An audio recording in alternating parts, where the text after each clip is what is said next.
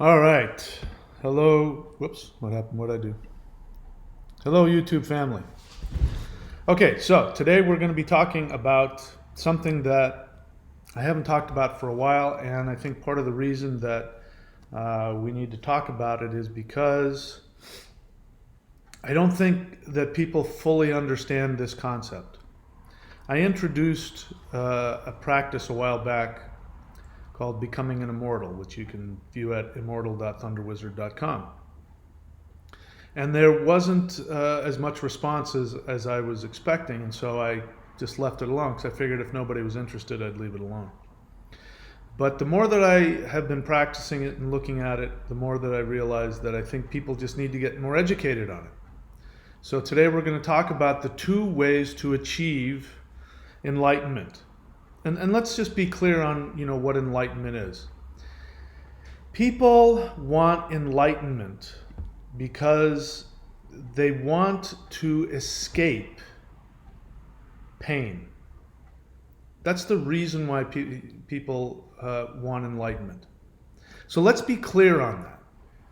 People don't seek out enlightenment primarily because they say, you know what, I want to be the best human I can be, and I want to give the most to the universe. Now, that may be you. If it is, then you're a highly evolved soul. Most people, in fact, most of you who are watching this, especially if you responded to the title, Escape Reincarnation, you're doing it because you want pain. You want to escape the pain.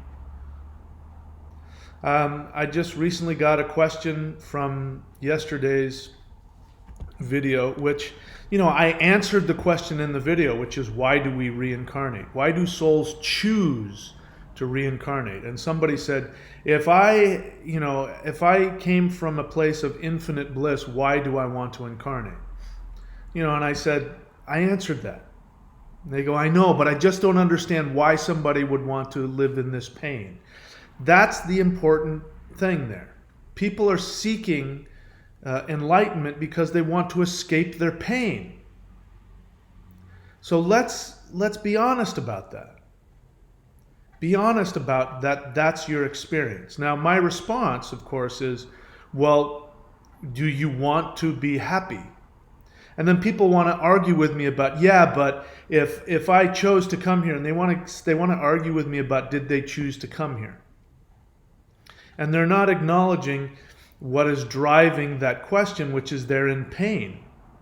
And they want freedom from that pain. This is why Buddhism became so popular, is because it talked about the middle path and avoiding pain. That attachment causes pain. And that's what emptiness Buddhist meditation is all about. Chan Buddhism, Zen Buddhism is all about achieving that empty state where you're not attached. And the whole point of that is not to achieve enlightenment. Nirvana in the Buddhist sense has nothing to do with achieving, any kind of ascension. I mean, it has, but originally it had nothing to do with that. Buddha was like, I don't care about the afterlife. I'm just interested in right now achieving a state of emptiness and non-attachment. And it was the same thing. It was, even him. The Buddha created his path based on trying to escape pain. So let's acknowledge that. First, acknowledge that you're in pain and you don't want to be in pain anymore. Then we can have a discussion. Then, if you want, I can tell you why you incarnated. And you may not like the answer, but at least we'll be getting to the truth. But if all you want to do is complain about being, why am I here, and if you want to go then dive into all of the conspiracy theories of, you're forced to come here because you're a battery for the beings of light who want to, and feed off of your essence. And if you want to go down that path, you can. But what does it get you? What does it get you? It doesn't get you anything. As I've said before, escaping the matrix, the first thing you need to do in order to escape the matrix is not need to escape. Once you've gotten to the place where you don't care whether you escape or not, then you have the power to escape. Until then, if you're running out, I'm going to leave this matrix because I'm a poor victim, and you'll never leave. Even if you leave this reality, you'll create another reality where you're trapped even more. It'll be even worse. So let's first acknowledge that we are here seeking enlightenment in order to escape the pain that you're experiencing. All right?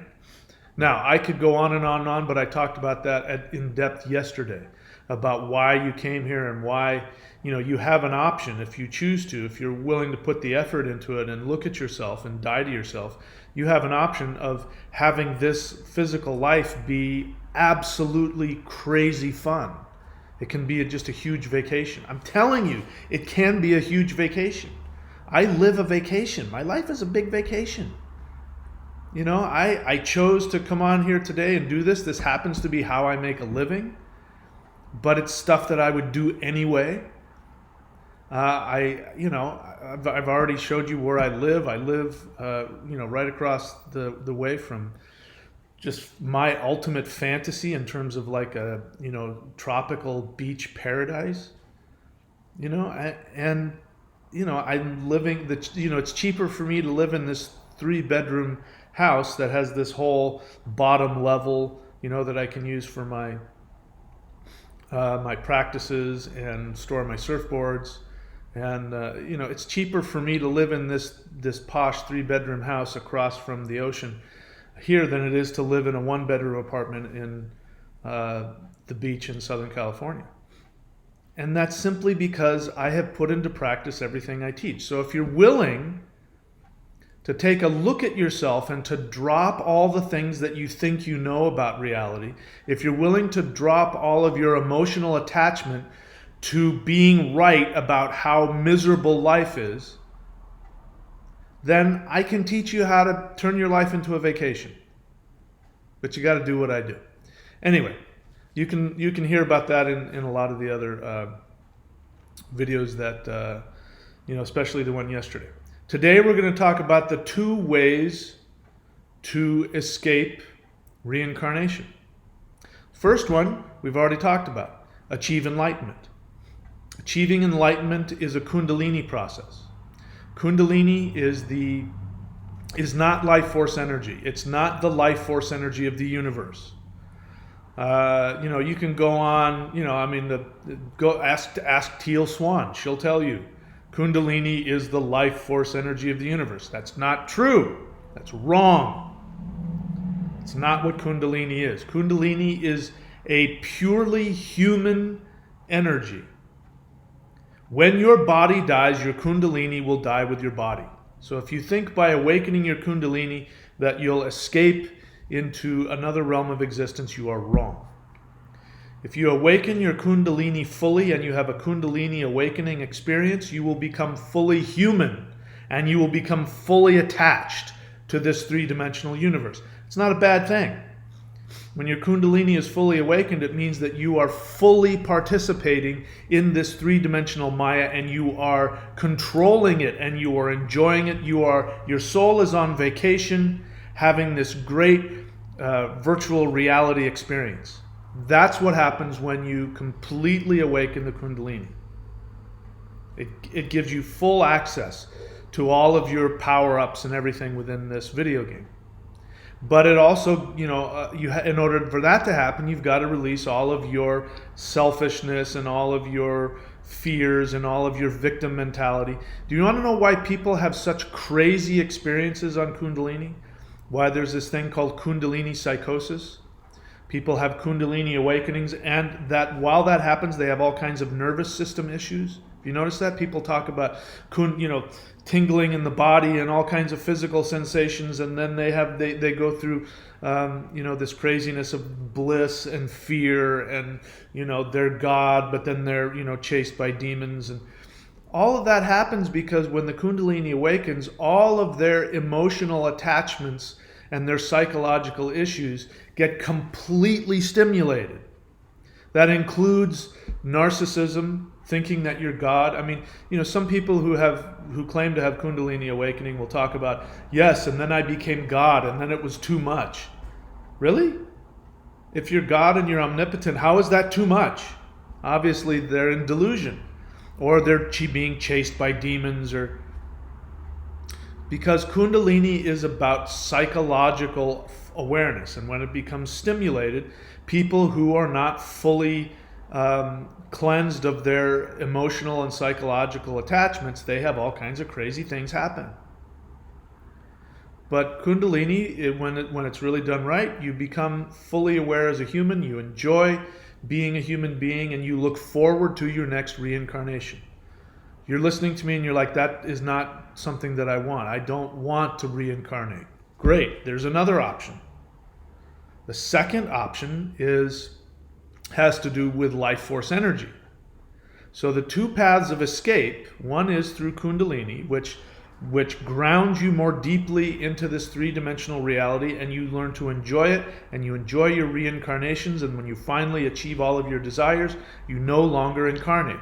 That's the end of the reincarnation cycle through the Kundalini process. The life force energy process, where you raise the vibration of your cells, where you open up the glands in the brain, where all of your 5 organs become fully empowered. What you may not realize that the 5 organs in the body are more than just about pumping blood or filtering out toxins or digesting food. Those are just the surface area physical parts. The 5 organs, which are corresponding to the 5 elements: ether, air, fire, water, and earth. Wood, metal, fire, water, and earth. These 5 elements correspond with the 5 major organ systems in the body. When you use these energy techniques, life force energy technique, qigong, neigong, all the stuff associated with that, then you purify these 5 organs, which then become capacitors. You want to know how to become a super being? Focus on the 5 elements.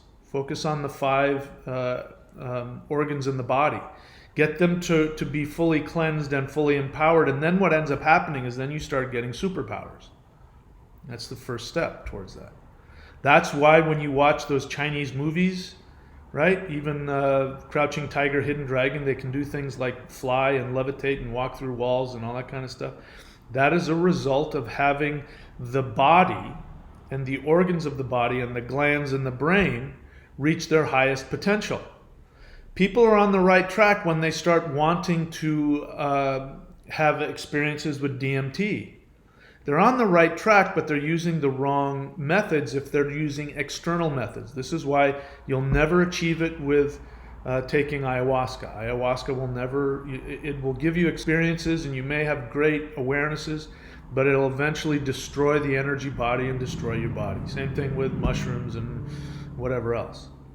But you're on the right track, because what you're doing with those chemicals is you're trying to stimulate the pineal and the pituitary. And there's all kinds of other things within the brain that when they're opened and filled with energy, all kinds of strange things start happening. And so that's the other path. The other path is to master this energy process so that the 5 organs can be fully empowered and plugged in, and then the cells of your body start to vibrate on higher levels and your body starts to evolve beyond just being human. Now, the end result of that is that the human body then phases out of this 3-dimensional existence. It doesn't phase out of this universe. It phases out of this 3-dimensional existence and becomes a multi-dimensional body. But you retain your awareness, you retain your identity, and you become a god. So it's you see the 2 completely different paths. Now you can practice both paths at the same time. They're not mutually exclusive. But you kind of have to pick ultimately if your goal is to achieve whatever it is, enlightenment, escape the matrix, escape reincarnation, you have to at some point kind of make a decision which path you want. Do I want to completely go through all of my human psychological experiences using the chakra system to become mature on all of these 7 levels of psychological existence? That's what the chakras are, by the way. They represent different levels of your psychological awareness. That's all they are. That's one path. And then what will happen is you'll achieve full awareness and you won't need to reincarnate again. But that path, if you choose the Kundalini path, then you may have to reincarnate multiple times, because it's very unlikely that everybody's going to get it the first time out. So you may have to keep reincarnating and forget who you were and start over again and all that kind of stuff. Your soul remembers all the important things, so don't worry. Really, you don't have to worry about forgetting who you are. People get all bent out of shape. I'll forget who I am. So what? You forget who you are every time you go to sleep. You know, it doesn't matter. You know, I'm nothing like I was 30 years ago. I have a memory, but it's just like, you know, a videotape memory of who I was, but I'm so different now. I'm a totally different person. So it's okay to forget who you are. That's not a big deal. But if you don't like the idea of coming back and continuing to go through the pain of that, then maybe you want to work towards becoming an immortal. And this is what the Taoists did. The Taoists wanted to achieve immortality so that they can hold on to their current awareness. And so they didn't have to reincarnate all the time. And so they would seek to perfect what they have within them. So you need to understand, if you're going to go that path, you need to understand that you're a community. You're not just a soul. Kundalini process is only focused on the soul. And it doesn't take into account the other part of the community that is your human self. Nothing wrong with that. Because in both cases, the soul is still the focus of it. So as a human being, you are made up of three different consciousnesses. You have your soul, which is who you are. The soul is the focus, and the soul lives in the heart. If you want to point to where your soul is, it's right there in between your nipples. Bang, that's your soul. Lives right in this area right here. The heart center. It's where your soul lives. And the rest of the community is focused on the soul. So you have a responsibility to live your life to its highest, because the way you live your life will have an effect on the other parts of the community that make you up. So you have the soul, which is your middle dantian, the middle energy cauldron. And then you have the upper self, which resides up here in the third eye area, around your head here, like right here. That's why, you know, when you see pictures of saints, there's a halo. The halo is the higher self.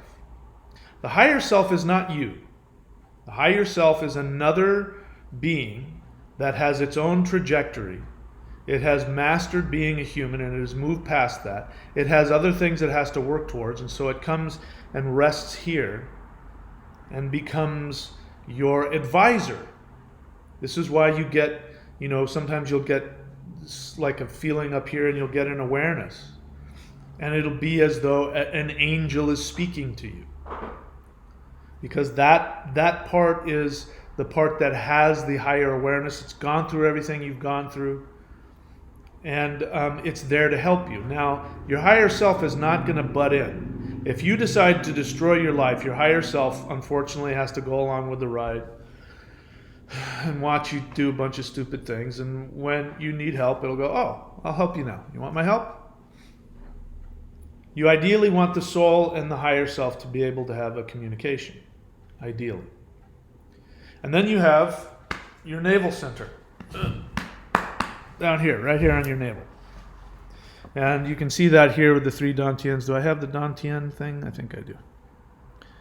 Where are the dantians? There they are. Oh, they're not showing up. Oh well. The dantians, you got basically three centers, that's all. And in the lower dantian, you have another essence that, unlike the higher self, is working to become human. It's not human yet. It's working to become human, and so it resides in your lower self. This is where your unconscious is. You know, your subconscious and your unconscious. We won't get into that, but the subconscious and the unconscious reside here in in the lower dantian. And this is what makes you human in the physical, all of your human psychological baggage, all of your fears, all of your attachments, all of your emotions. This is all in your lower self. So when these three centers are not in communication, what ends up happening is the lower self starts to go nuts because it doesn't have any guidance.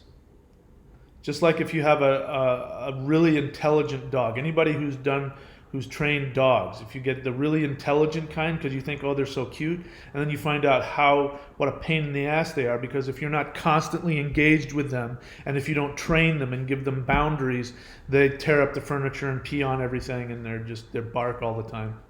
That's what your lower self does if you don't choose to live a spiritual life. If you don't choose to live a spiritual life, your lower self will go crazy and cause you all kinds of chaos, just like a 4-year-old. Imagine, having your 4-year-old run your life. That's what will happen.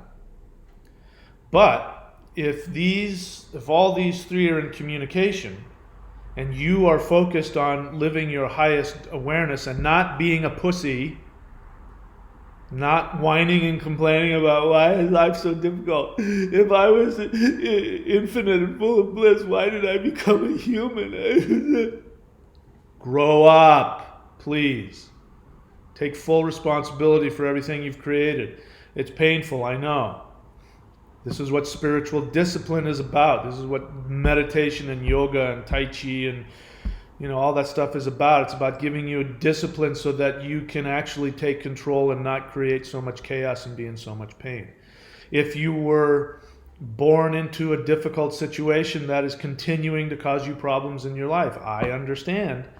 That's what spiritual discipline is for. That's why it doesn't serve you to complain. You gain nothing from it. So stop.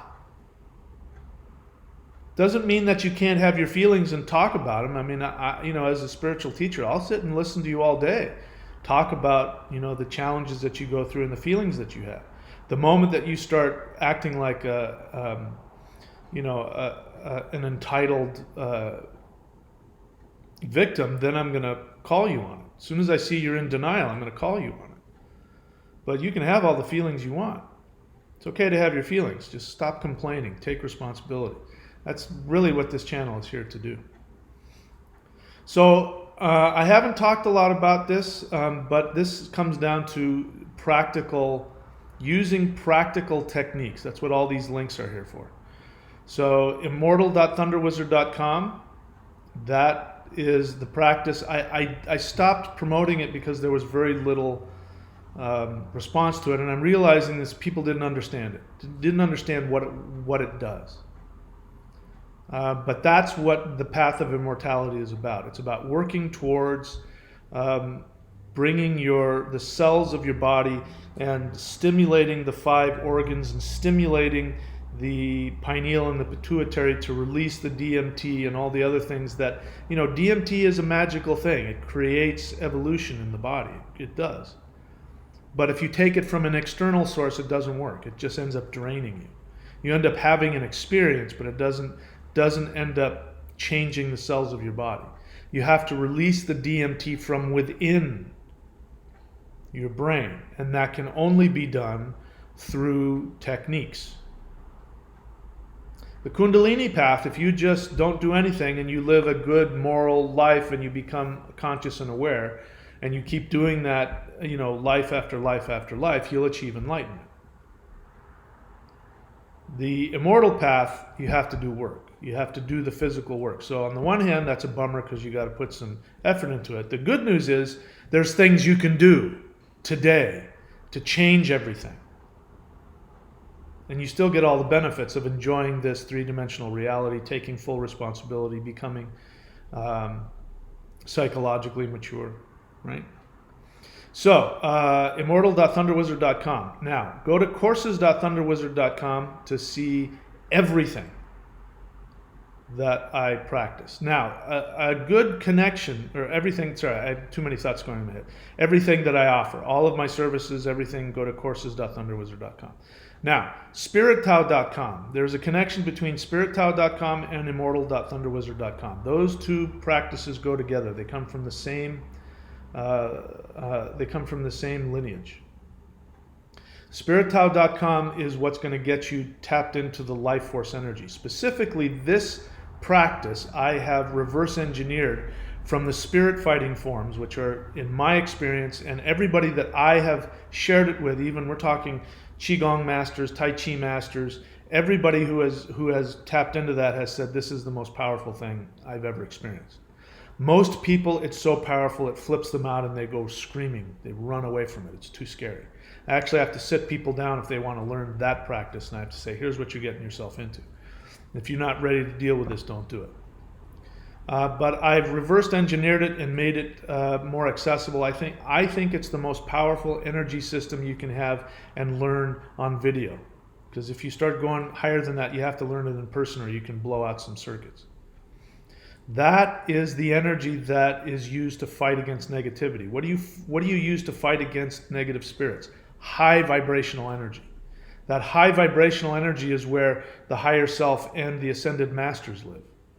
So when you vibrate at that level, you are vibrating at the level of the ascended masters, and they work with you.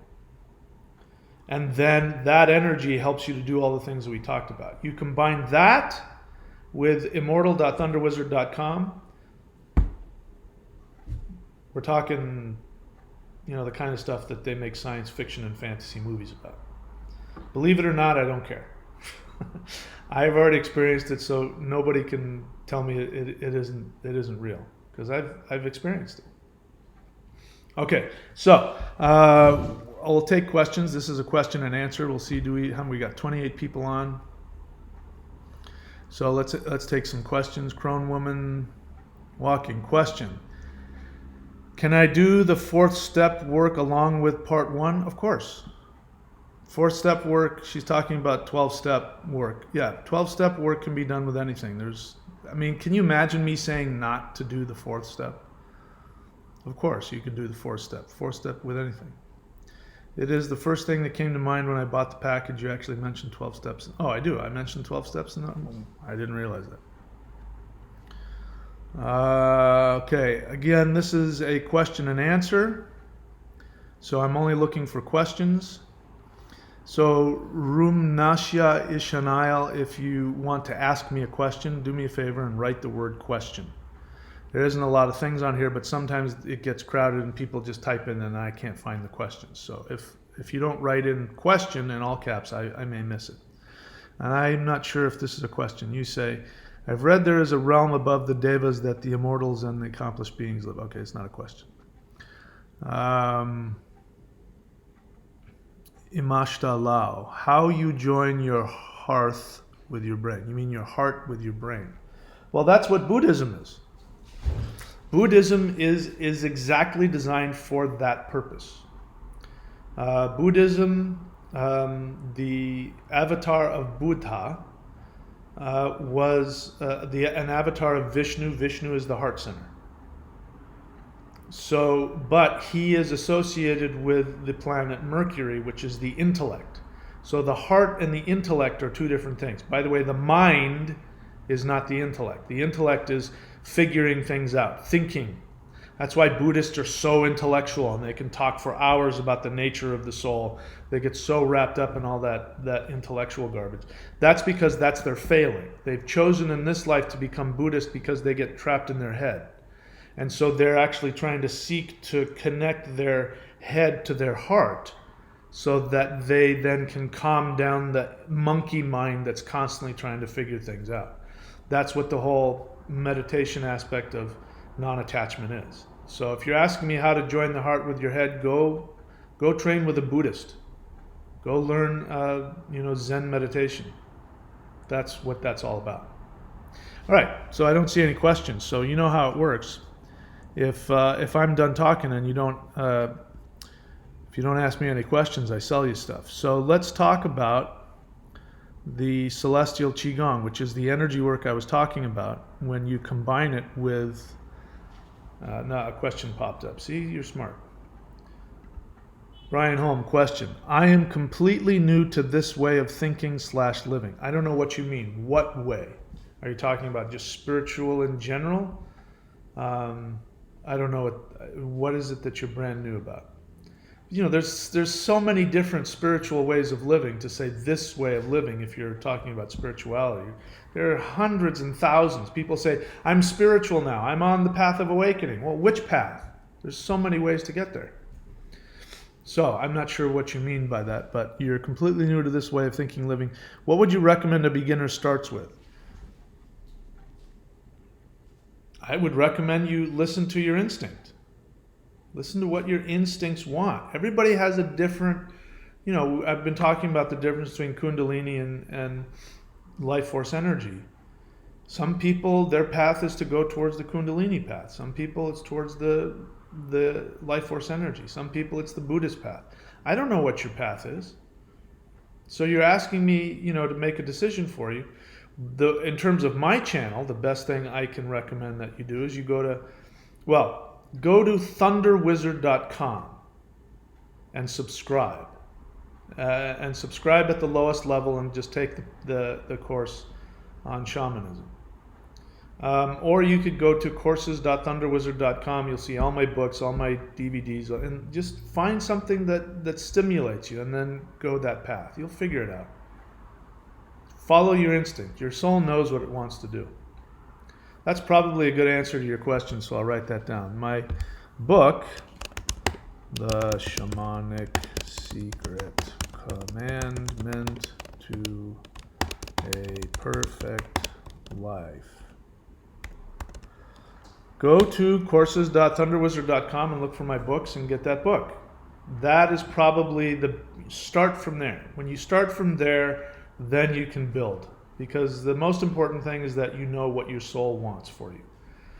When you know that, everything else becomes a lot easier. All right, so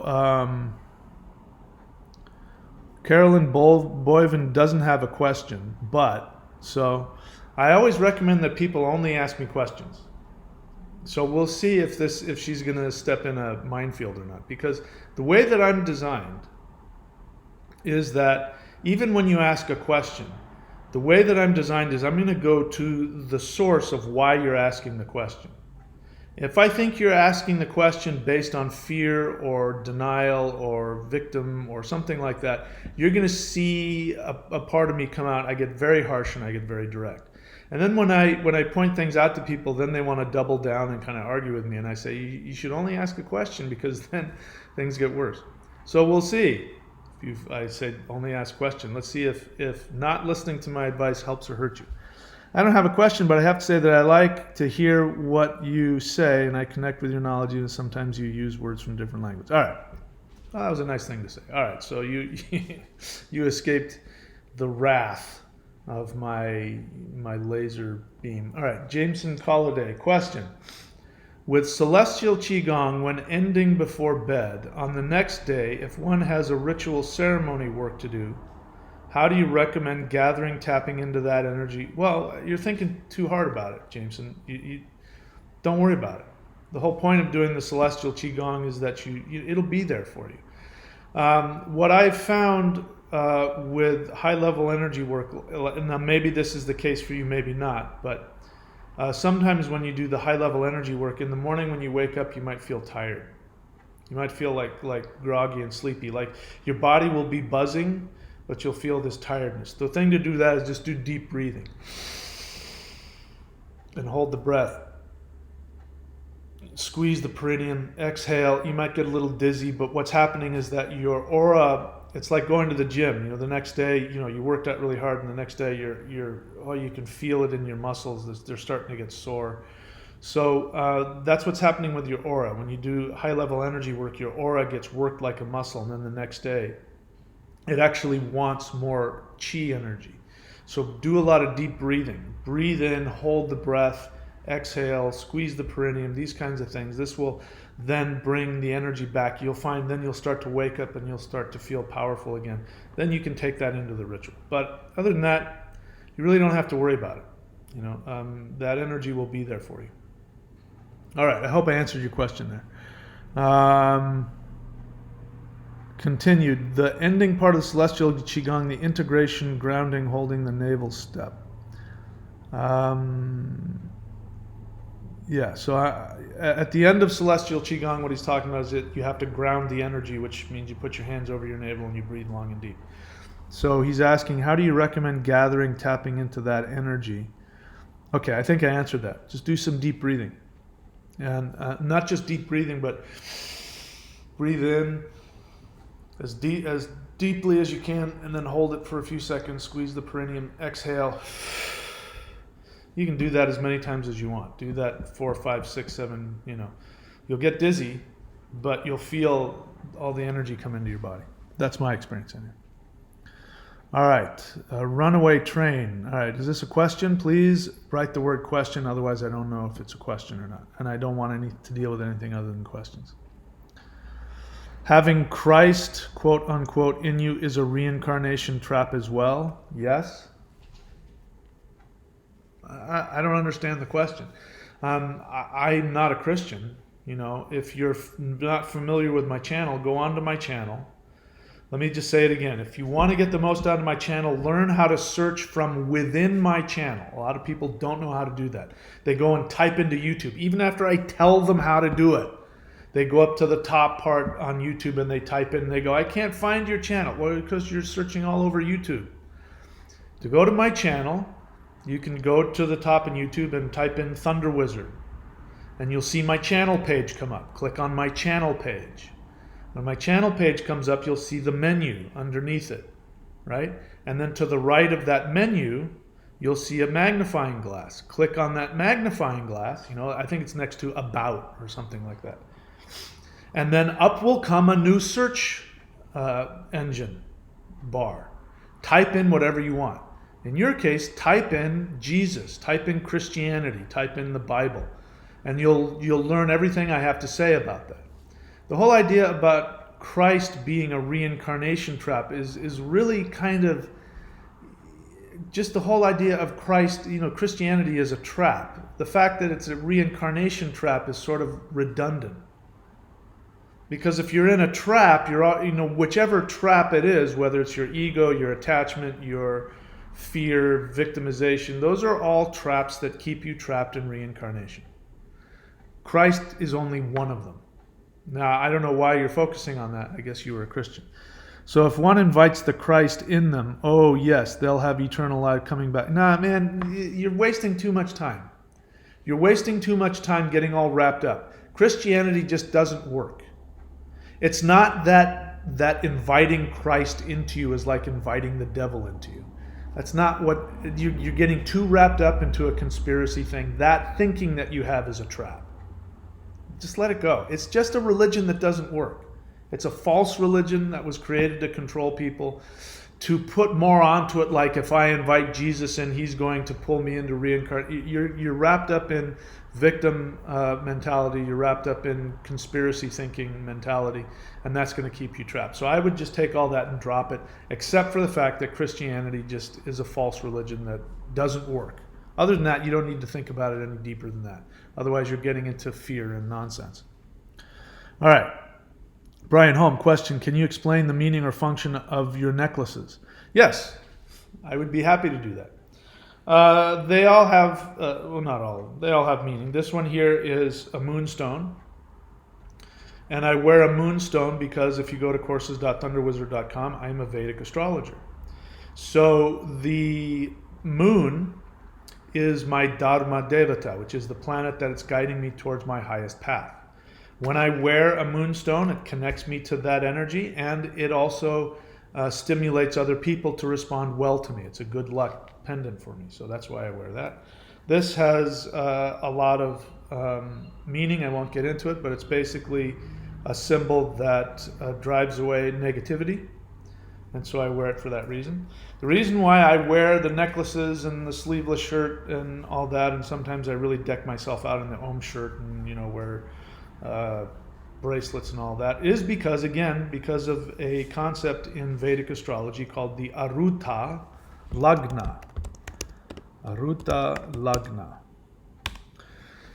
If you get a reading from me, you go to courses.thunderwizard.com and you click on astrology, or you can go to astrology.thunderwizard.com. One of the things I do in a reading is I find out what your Aruta Lagna is. The Aruta Lagna is not who you are. Everybody runs around, as humans, we run around wanting people to know us. I just want somebody to love me for who I am. Well, it's never going to happen. People don't love you for who you are. They love you for what you do for them. That's just the reality of things. Now, you have a superpower that you're born with, which if you allow yourself to be viewed according to that, it's an illusion, according to that illusion that you naturally give off all the time. If you align yourself with that and wear it like a costume, people will be aligned to you, especially when it comes to career, and they'll want to give you money, they'll want to give you success, and you may not be anything like it. So my Aruta is Mars in the third house in Libra, which makes me the protective warrior who speaks the truth, who speaks the harsh truth. This is my costume: shaved head, beard. I go to the gym and I lift weights, so I wear my sleeveless shirt so you guys can see how buff I am. And then the spiritual protector part is all of this. This is my costume. When I wear my costume and I do what I'm doing now and I speak the harsh truth, boom, I am now operating from my superpower, which stimulates people to want to give me success. It also is the way people want to see me, which is what's important to know about the Aruta is you don't necessarily always feel that way. I don't always feel like that, the brave protector or spiritual warrior. I don't. But if I just put on the costume and act as if, and I go out in public, people, hey, do you have a card? What do you have? And they want what I have. It gives me success. So you need to find out what yours is if you want to get people, if you want to get the world to align with you in such a way where they give you success. You got to figure out what your illusionary costume is, because it's your superpower. All right. Let's see. Jameson Colliday, question. Could you speak on the relationship between detoxifying one's mind and body and the dwarves? What is the relationship between detoxifying one's mind and body and the dwarves? I'm curious to know why you're asking the question. Is it because you have an intuition about that for yourself? So the dwarves, if you're new to this channel, I am also a practitioner of my ancient ethnic spiritual heritage, which is I'm of Norse. Ultimately, I'm of Norse heritage. And so I have integrated the practice of my pre-Christian Norse ancestors into my practice, into my shamanic practice. So you hear about dwarves and elves, and in the Lord of the Rings they have that, and we think it's cute. In reality, that was a very serious part of our pre-Christian spiritual heritage. The elves, for instance, would be analogous to the bodhisattvas. Now, because we went through the period during the Middle Ages where the Christian church started trying to destroy the indigenous religions of Europe, they started making fun of dwarves and elves and trolls, and they turned them into cute little cartoon characters. But they weren't that originally. So dwarves were among the first beings that were created before humans were created. In fact, the directions, north, south, east, and west, are dwarves. They're very powerful, magical beings. And in your lower self, your lower Dantian, you have dwarves in there as well that you've created. So the dwarves are short answer, the dwarves are the emotional powers that we use to create reality. Okay?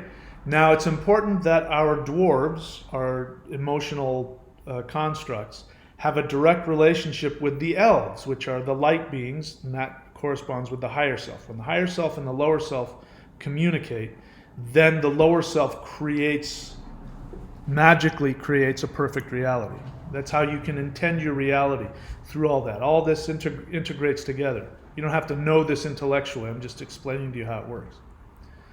So you're asking how to detoxify one's mind. I don't know what you mean by detoxify the mind. Do you mean to literally detox it from, like, alcohol and drugs and nicotine? Or are you talking about just working through the mental and psychological garbage?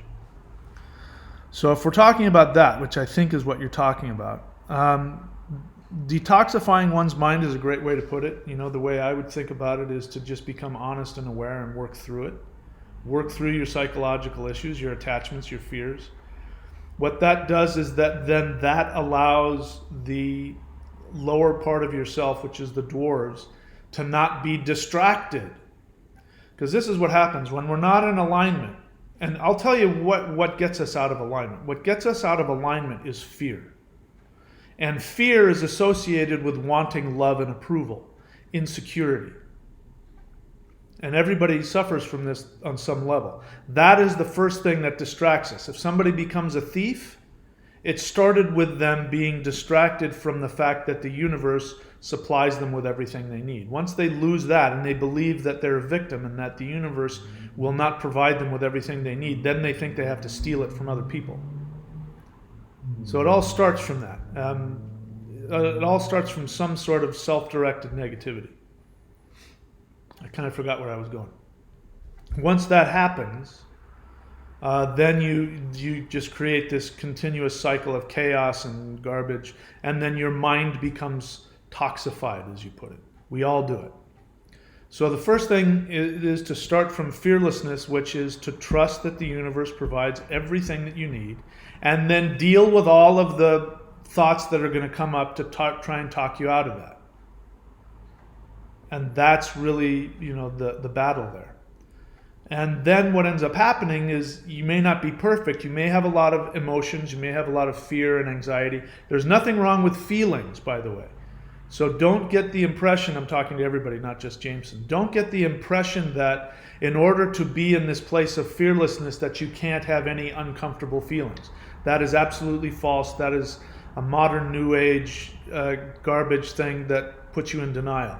I'm in love and light all the time. I never have any bad feelings. That's why people are constantly taking drugs and drinking. They're trying to medicate and regulate their feelings so that they feel good all the time. And what ends up happening is that it doesn't accomplish anything. No, you can have all of your feelings. You choose to take constructive action toward that which gives you the greatest joy. That doesn't mean it's going to be easy or that you won't have fear or anxiety or anything else. Those are just feelings. You don't have to worry about those.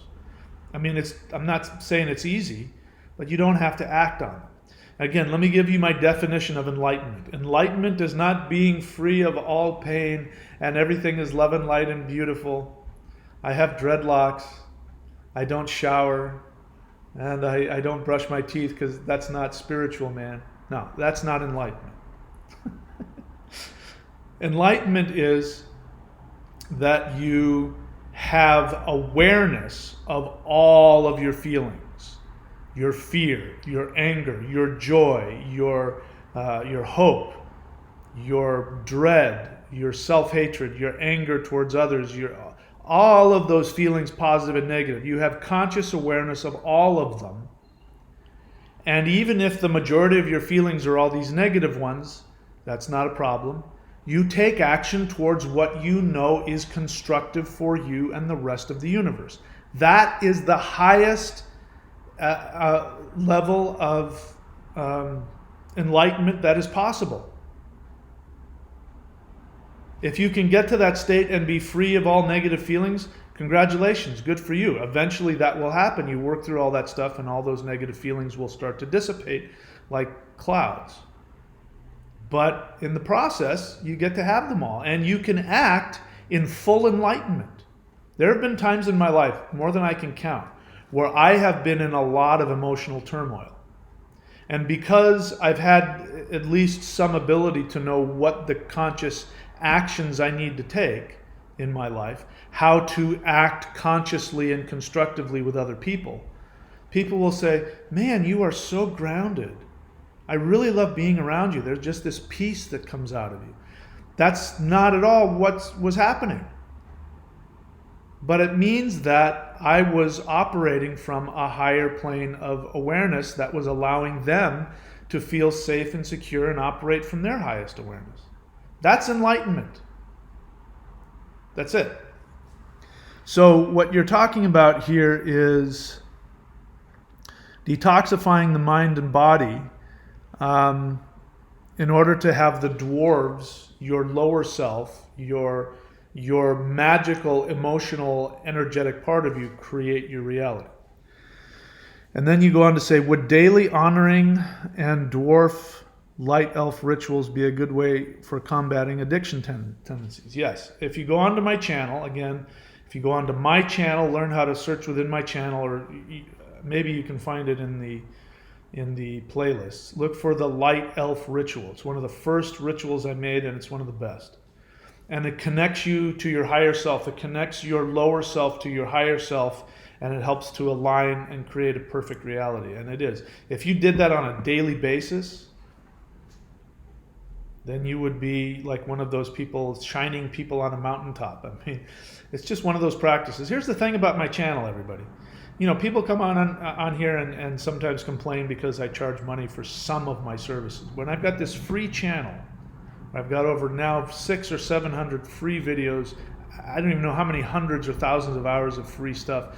And on there are things like the Light Elf Ritual, or Thor's Hammer, or the Thurisaj Rune Mudra. You know, the Hool Breath. You know, these things are priceless. And if you practice them, pick any one that I just mentioned, any one of those, if you just did that for 3 hours a day, an hour a day, 10 minutes, 20 minutes a day for the rest of your life, the effects would be astonishing, and you would achieve what you read about, you know, spiritual masters achieve. So, you know, that's what this channel is for. You've got to do the work. Anyway, so Jameson Colliday, yeah, if you wanted to honor the light elf, do the light elf ritual on a daily basis, that would be extremely helpful and powerful for you. And I would co-sign that in a second. Runaway Train, question, very interesting. So these dwarves existed in physicality in this dimension. And if they did, how did they go extinct? Who said they went extinct? So Runaway Train, I recommend you spend some time on my channel. I also have books. If you want to read about them, you can go to courses.thunderwizard.com, find my books. Start reading like the Thunder Wizard Path, Awakening Sleipnir, Mounting Sleipnir. I talk about all this stuff in there. So you have some assumptions about things that aren't accurate. They didn't go extinct. Watch my channel. You can go on my channel. If you know how to type in, you can type in dwarves on my channel. I have one that I made recently about the alternate beings of the alternate dimensions or something like that. And I talk about the dwarves and the elves. So get yourself educated on what they are. And then when you come back, you can ask questions that I'll have a better answer for you. Okay? Jameson Colliday, question, the addictions referred to are mental, emotional, or physical? Fat, salt, sugar, physical pleasure. I'm looking for better coping strategies when seeking comfort and numbness in the moment. Well, we've talked about 12-step groups. Those are the best ways to deal with that. One of the drawbacks is that people get too wrapped up. Another addiction is trying to be perfect. You know, so, I mean, if you've got addictions on all those levels, you know, fat, salt, sugar, physical pleasure, you mean sex, you know, that's a lot to deal with. It's not about being perfect. One of the phrases in 12-step groups is progress, not perfection. So you ask yourself, am I doing better than I was yesterday? And if you can say, yep, I'm doing better. Yeah, I'm still eating fat and sugar. I'm still whatever it is, indulging in whatever you're indulging in. But I'm making progress, and I'm working with somebody. So I know that you're working with me. It's good to work with somebody on a regular basis, like on a weekly basis. It's good to be having somebody, check you on that. So also I should tell everybody, you should have a mentor. If you're on this path, you should have a mentor, whatever it is. If you're practicing Kundalini yoga, Tai Chi, shamanism, have a mentor that you can talk with. You need that. We need to have that mirror so that we can transfer our unhealthy, relationship to our, however we grew up, our parents or our authority figures. We transfer it over to a teacher that we trust. That's the whole point of having a mentor. You're retraining and rebalancing and reprogramming yourself. So you can't practice spirituality in a vacuum. You need to do it with at least a teacher, if not a group of people. So the 12th step is the best way to deal with that, and then just don't be so hard on yourself. Don't be a perfectionist. That's another addiction. I mean, it's easy for me to say don't be a perfectionist. Just do your best. Jeannie Griffin, Mahadeva, because you're not into blood sacrifice. What is that connected to, Jeannie? What did you say? And who said that I'm not into blood sacrifice? Who told you that? I didn't tell you that. You're saying people feel safe around me because I'm not into blood sacrifice? Oh, well, no, that's not entirely true. There are some people who have felt safe around me just because they felt safe around me. But if that's why you feel safe around me, I can accept that. All right, I don't have any questions at the moment, so here's what we're going to do. We are going to, like I said, I promised I was going to talk to you about this energy practice, which I said is the most powerful energy practice that you can do without learning from somebody in person. And this is the Spirit Tao energy practice is directly associated with the immortal.thunderwizard.com, and it is this energy that allows you, and I recommend doing both. Do the Celestial Qigong and the immortal practice together. Those two things together will, I can't even tell you how powerful it would be. So watch that, and in a couple minutes I'll come back if there's any more questions.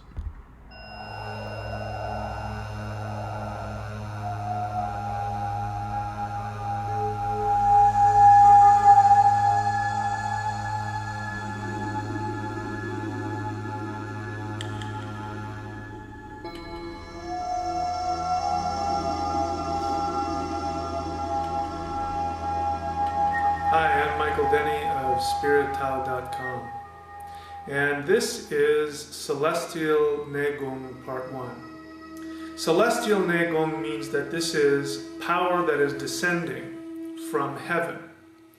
And the idea is that we are all microcosms of the entire universe.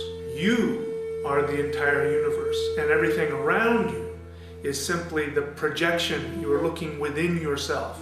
So when you look up into the stars at night, you're actually looking deep within your own body. When you look at the sun, the moon, the trees, the flowers, you're looking within yourself. This is Negung. And so what we're doing is we're simply releasing that infinity from within us. You are tapping into and releasing the power that is within our own body, our own cells, our own organs. So one of the reasons that I'm making this DVD is in the hope that the essence and the spirit of the teaching of the Shang Qing arts can be taught to the world at large, and it is my hope that the core essence of what the Shang Qing tradition is will continue to live and grow and evolve. As we move on into the Aquarian age, everything is changing. I don't need to tell you that. The entire world is changing, and what we are seeing now is that if people hold on to external things, they are very challenged in life. And those who are making the transition into the next phase that we are moving into in the world as we approach 2012, those who look within and find their source of strength from within, those are the people who are getting the most out of life and will make the transition into the next phase of evolution most comfortably. It is my belief that the Shang Qing tradition is one method whereby human beings can evolve into the next level of being in the most comfortable fashion and be able to take advantage of the rapid, energetic, mental, and spiritual changes that are going on in the world today.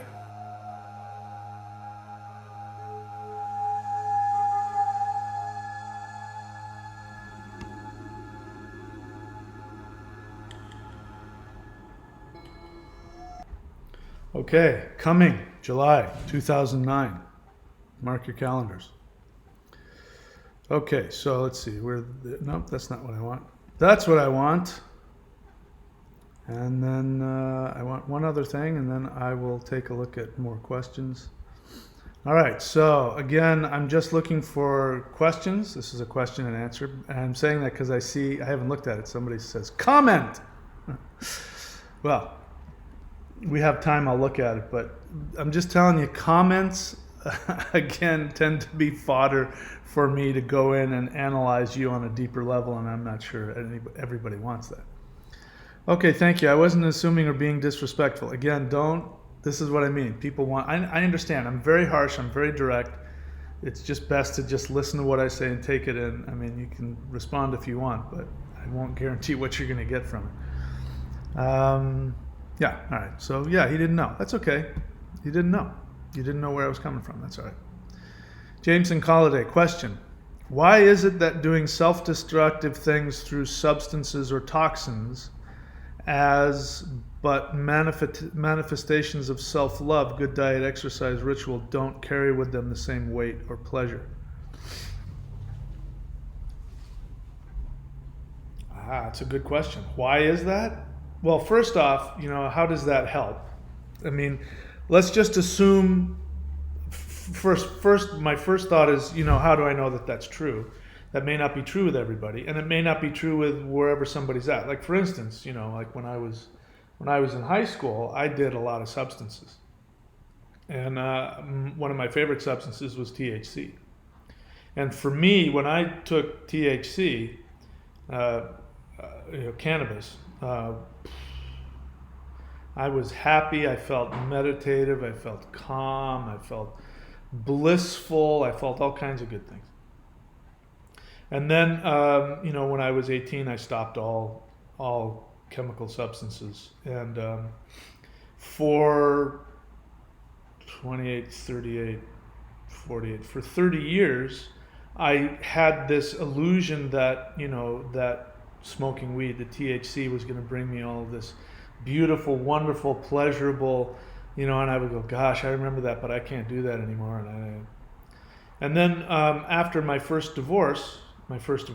divorce, after my divorce to my first wife, I went through a lot of emotional and psychological stuff, and I had joint pain, which took me a while to figure out, but that was all psychosomatic. It was from the stress and the unresolved anger and the pain and everything from being 10 years with somebody and blah, blah, blah.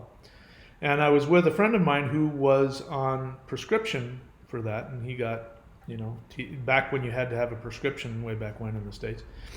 And he kept on saying, no, this will be helpful and you should give it a try. And so, out of desperation to get rid of the pain, I tried it again, and I was worried that I was going to get so wrapped up and it was going to feel so good, and I was worried that I would get, attached to that.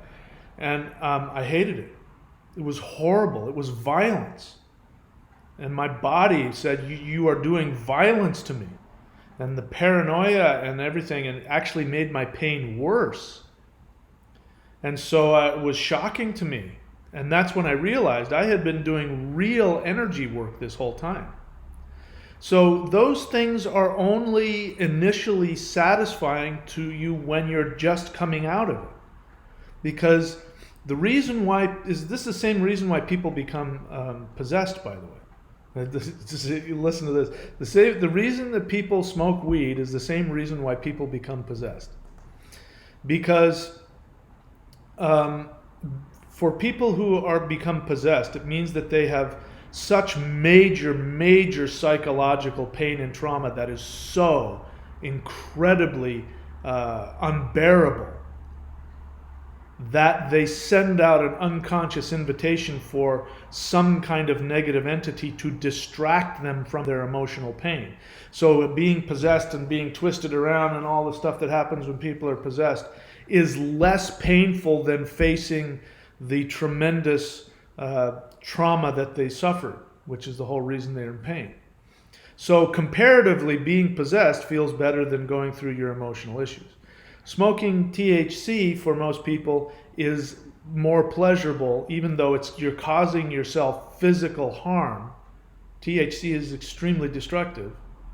It's especially to the liver. That's why people go into paranoia, because the liver is being attacked. The liver is the main organ that's responsible for your protective aura, and it gets attacked. The THC literally attacks the aura of the liver, and that's why people are paranoid. They don't know what they're paranoid of. It's because the liver's flipping out. It's being attacked. Your energy protective, the generator that protects your body is under attack, and it's flipping out.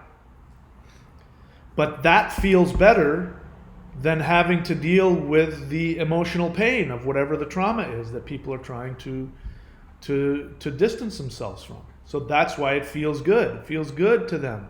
To me, it feels like torture, because I don't need that anymore. And because I've experienced real energy as opposed to, stimulating myself externally with false chemicals and what have you. That doesn't mean I don't have my other issues that I, still have to look at and deal with.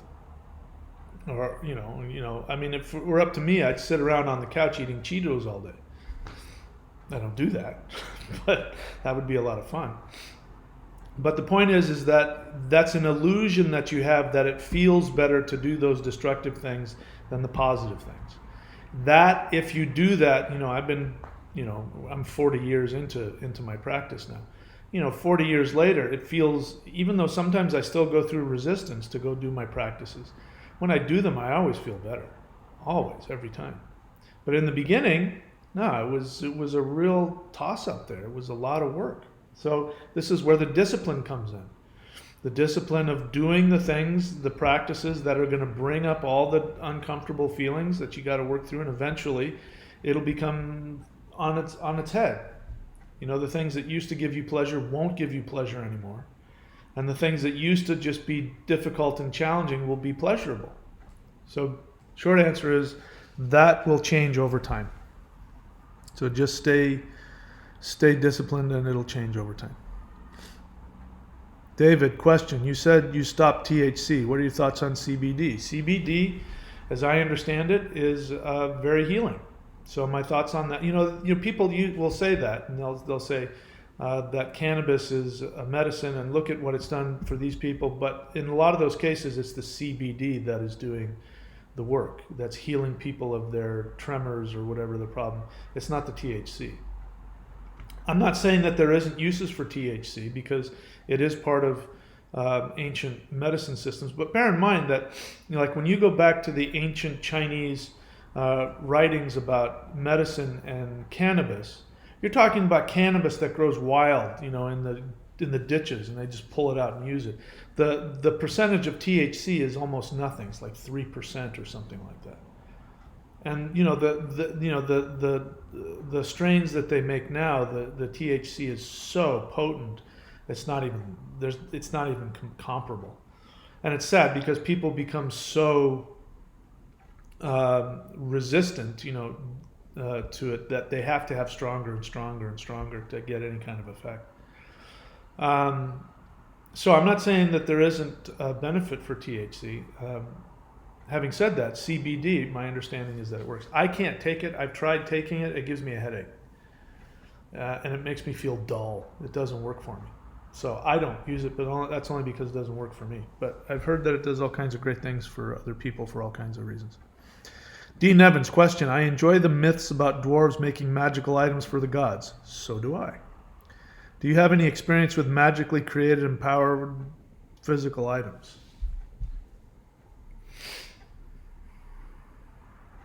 I don't, but I do know people that have. My teacher's teacher who was the most powerful, energetically powerful person I have ever experienced. I think he's still alive. But this was a guy that he was so fast. I'm not talking like he could move. I mean, I got a pretty big lower part of the house here. He could move from one end to the house to the other and do, 1,000 different moves, and he could do it in a split second. Like, he was so fast and he was so powerful. He had a staff that he took with him everywhere. He even slept with it. And he got used to putting his energy into the staff to the point where it became second nature to him. Whenever he had his staff, he was just constantly putting energy. When he was sleeping, he was putting energy into it. And he could touch you with it. He could just touch you with his staff, and all kinds of weird things would happen. Like if he wanted to bring out the water element, he would just touch you with his staff, and your hand would start, water would start pouring out of your hand. You'd be like wiping your hand off. There's still water coming out of your hand. That's the kind of power this guy had. I don't know if he could do it, but there were stories of other masters who they had put so much energy into their staff that they could pop their staff on the ground and their staff would hop and then hop back. The kind of things where the staff would do the fighting for them. You put your energy into the staff and then you would, throw it at somebody and then it would just crack you a bunch of times and come flying back into your hand. So I've heard stories about that. I personally haven't done it because it takes a lot of discipline, and I can only tell you secondhand, for those kinds of stories, other than some of the stuff I've seen in person.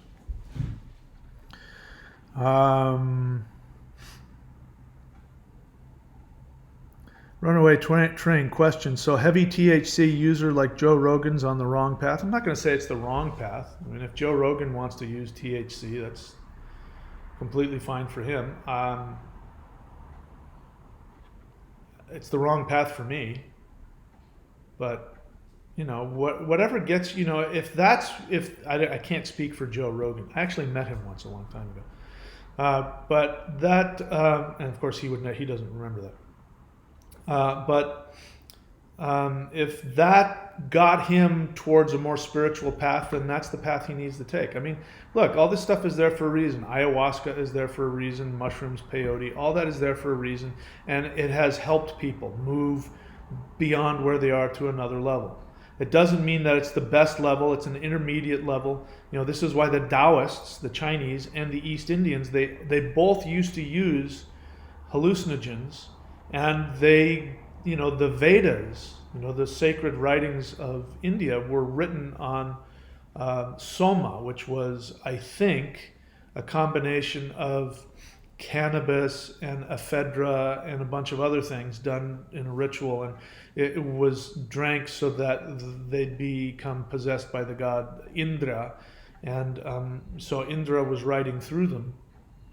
And they're still, you chant the Vedas and they're very powerful things. But the East Indians got to a point where they said there's a better path. Let's create an internal path, which is Kundalini Yoga.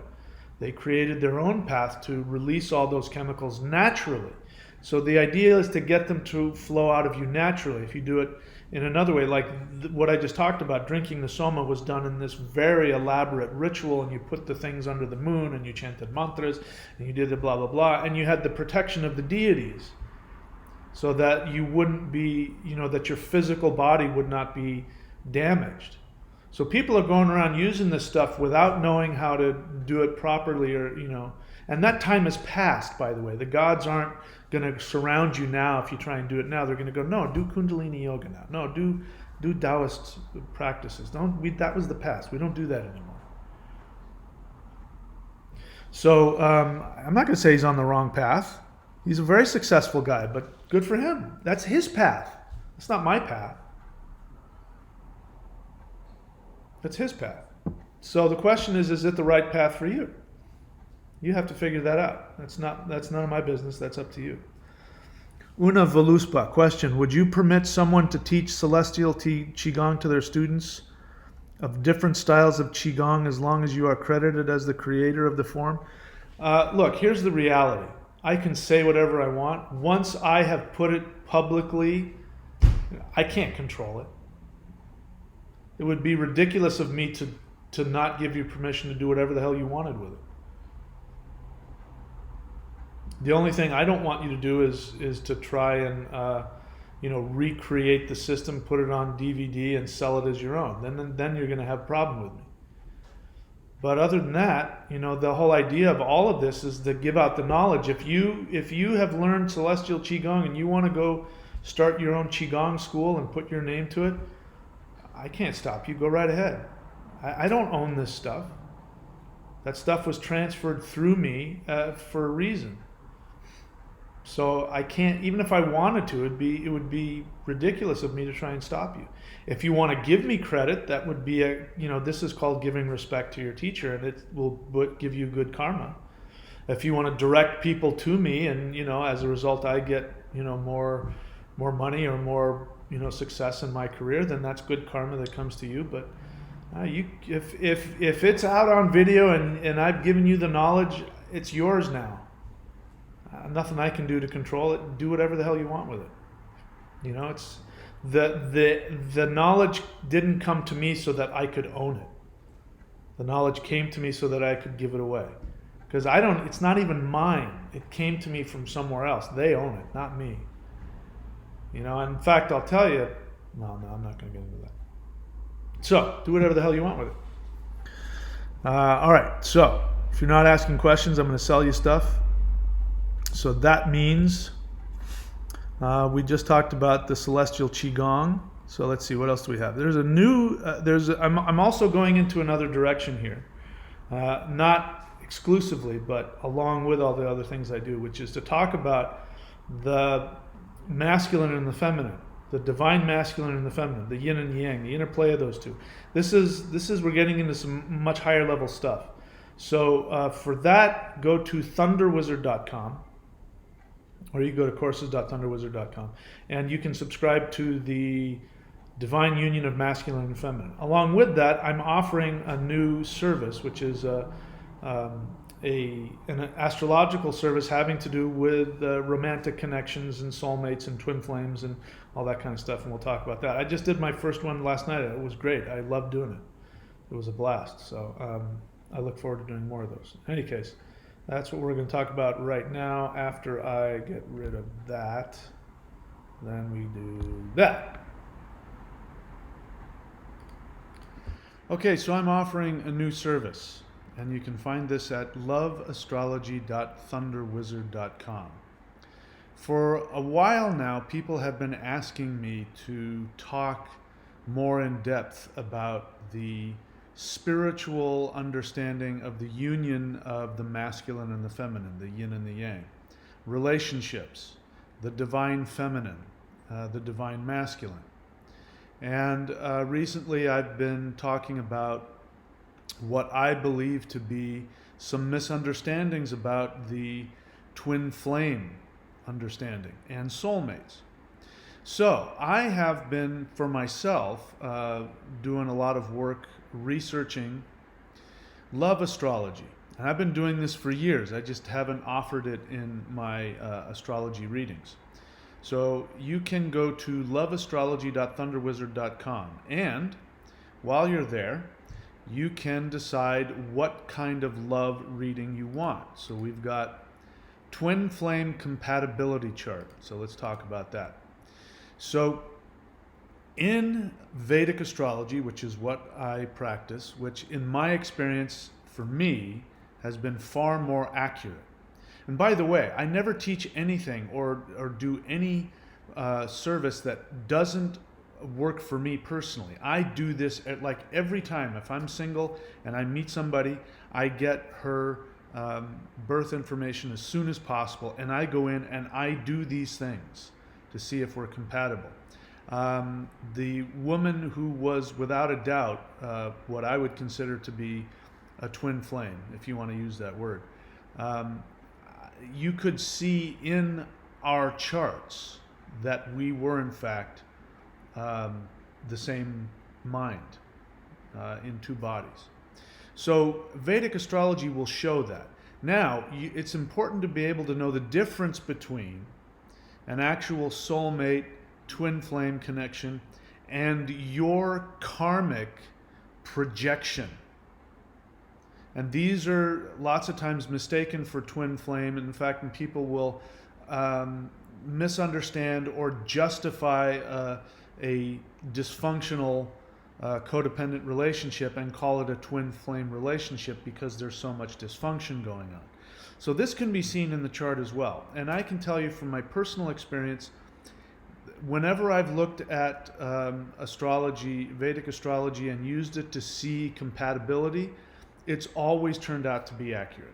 You know, and I could get into specifics, but I won't take up your time with that. So that is one service that I give, is the twin flame compatibility chart. So if you're dating somebody, either you just met them or you've been dating them for a while, you can, as long as you have their birth information and your birth information, you can work with me, and I'll be happy to take a look at both of those charts and let you know whether or not this is a twin flame connection or a soulmate connection, or what kind of connection you actually have.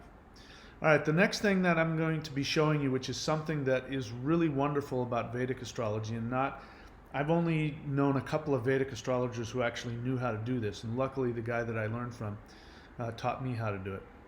And this is, how many soulmates or twin flames will you have in your life? Obviously the idea of twin flame is there's only one, but how many of these kinds of relationships are you going to have in your life? What I can tell you, I may not be able to tell you the exact number that you'll have, but let's say you've been married and divorced and you're looking for your second marriage.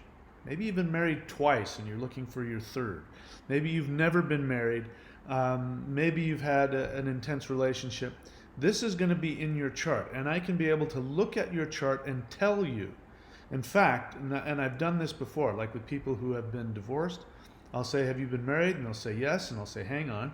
And I'll look at their chart and I'll go, oh, I see here that you guys broke up because you fought all the time. That's right. Oh, let me take a look here. I'm seeing here that you got a divorce because he cheated on you. Yes, that's absolutely right. So this will be in the chart if you know how to look for it. So that means you can look ahead to see what kind of relationship you're going to have. You can see how the relationship will end, if it's going to end. You'll see what will keep the relationship together. So for instance, you see something like that maybe infidelity is a possibility. There are things that you can do to remedy that situation so that may not happen for you. So this is in the second package, which will tell you how many soulmates that you're going to have in your life, how those relationships are going to end. And so go to loveastrology.thunderwizard.com and you'll see all the options there.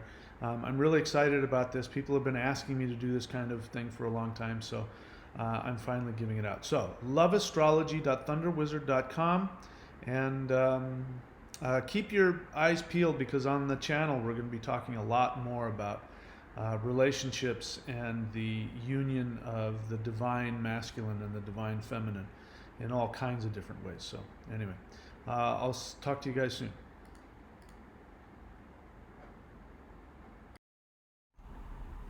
Alrighty, we're back. Alright, I'll take a look and see if we have any, whoops, that's not enough. See if we have any questions.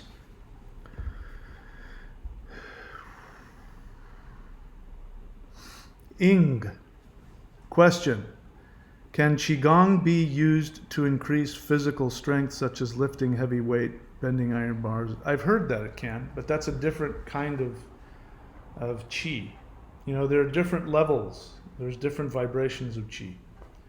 So, like, you'll see a lot of that. You'll see, like Shaolin guys, especially if they're doing performances, will take iron bars and put them on their throat and bend the bars. And a lot of that is kind of trickery and it's illusion. But I've heard that you can. I don't see the point myself. That's like taking a gun and like using a shotgun to open your front door. You know, there's just so many other. It's just kind of a. Yeah, people do that. I've heard that people do that, but it's not something that I would put a lot of time or effort into. So it shows, and it kind of demeans it. Again, it's like it just kind of demeans it. You know, the qigong, real qigong, is about going somewhere else. It's not about lifting heavy weights. It's not. That's not the whole point of it. But I've heard that people do that. David, question: thoughts on quantum healing? Is that a question? So David, new to my channel, you're best served by asking me questions about things I teach. If you see me talking about quantum healing, that means that I've put time and effort and thought into it. I haven't put a lot of time and effort and thought into quantum healing. So yeah, I have thoughts on it, but I don't really want to waste your time with just my thoughts right up off the... I want to talk about something that I have some knowledge and some interest in. So welcome to the channel. I invite you to watch more of what I teach so that you'll be able to ask questions that I'll be inspired to answer for you. Clifford Smith, question: are we chosen to be here, or can anyone join? Are you talking about, what are you talking about? On Earth or in here? No, obviously if you got on here and you were able to watch it, there's nobody's, you know, this is, I want to get as many viewers as possible, so you're welcome. If that's what you're asking, anybody can join in. Yeah, like I said earlier, it's best if you ask me questions about what we're talking about or what I'm teaching. All right. Thundra Staves Rangel, question: why are certain energy practices dangerous to learn without a one-on-one mentorship? What can happen? Well, let's see. I'll give you an example of, I won't use his name, but there's somebody that I do know. I don't know him super deeply, but I do know him. And he is a very accomplished energy practitioner in his own right. Like me, he has put together a lot of used synchronization to bring together some other things. But he teaches an energy practice that I'm trying to do this without bad-mouthing somebody. He does it for the wrong reasons, and he does it without really thinking about how to protect people. And so what's ended up happening is that people do that energy practice, and what has happened is that some people have had problems with negative entities. And it's because the science of what he's doing is that he's teaching people to take their soul off of the throne of their body and put their energy body in control, and the soul just watches while the energy body takes over.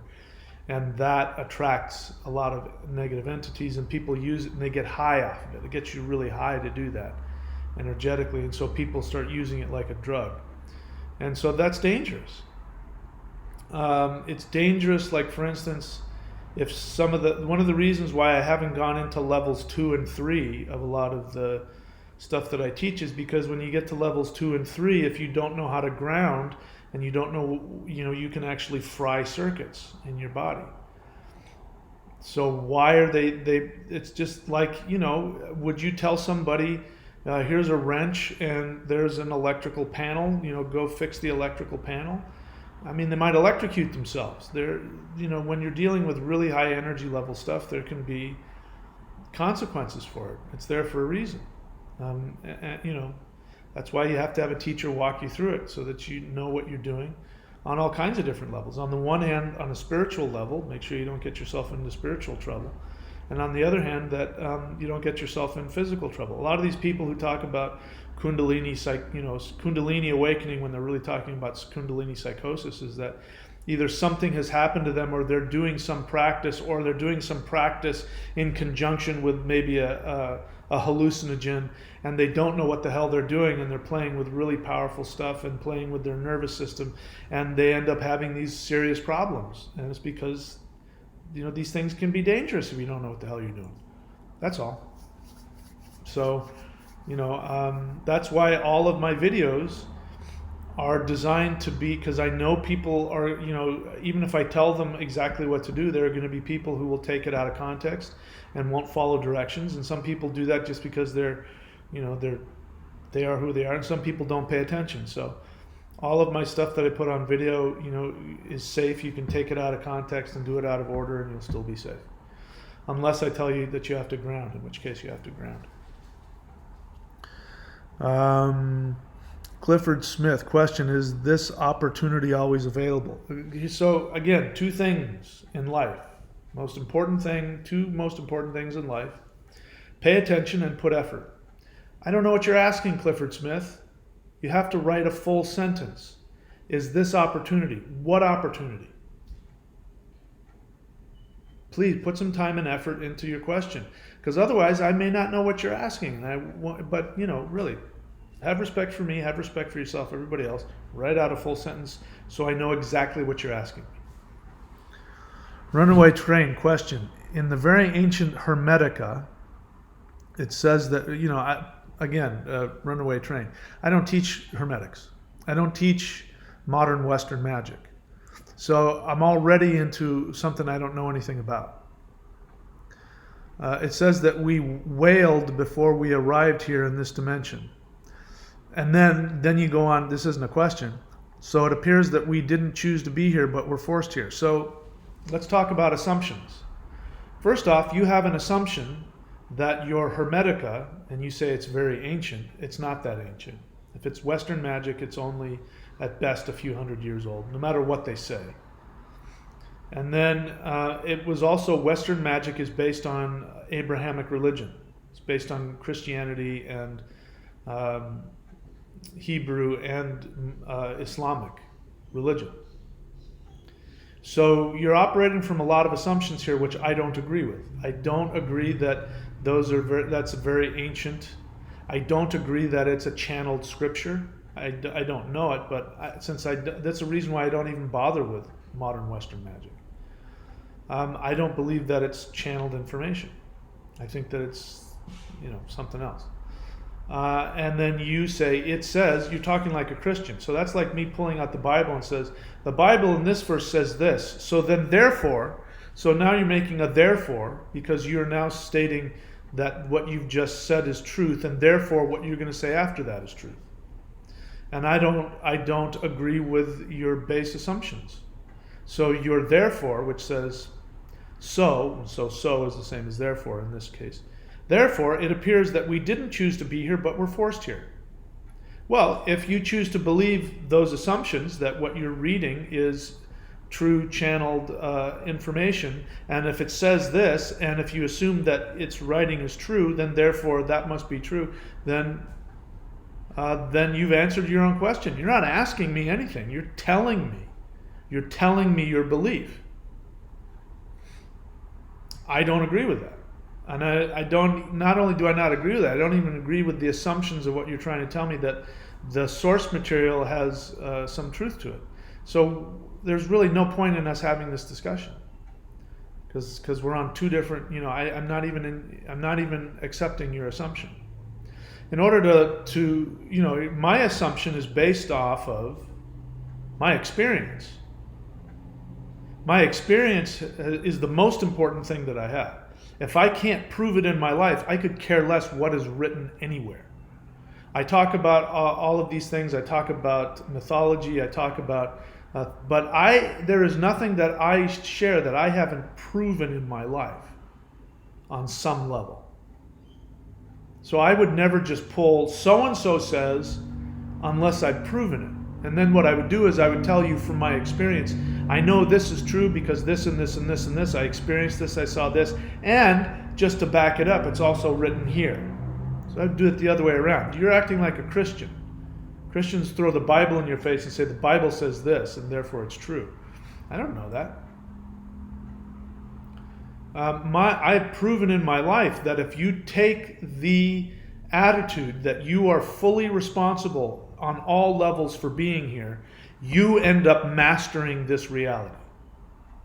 It is my experience that if you don't believe that and you choose to believe what you're choosing to believe here, which is that you were forced here, then you will be a victim forever. I don't care. Here's the other thing: we live in a hologram. We live in a multi-dimensional hologram where both things can be true. It might very well be true that you didn't choose to be here and that you're a victim. It's also true that if you decide to change that belief, all of a sudden your reality will shift and then you did choose to be here and you're not a victim. They can both be true. Just like Joe Rogan, according to you, I don't know that, but according to you, Joe Rogan smokes a lot of weed, and you want to know if he's on the wrong path. Like I said, that's his path. He wants to do that. That's what he's here to do. Good for him. For me, I can see the limitations of it, and I don't want those limitations, so it's the wrong path for me.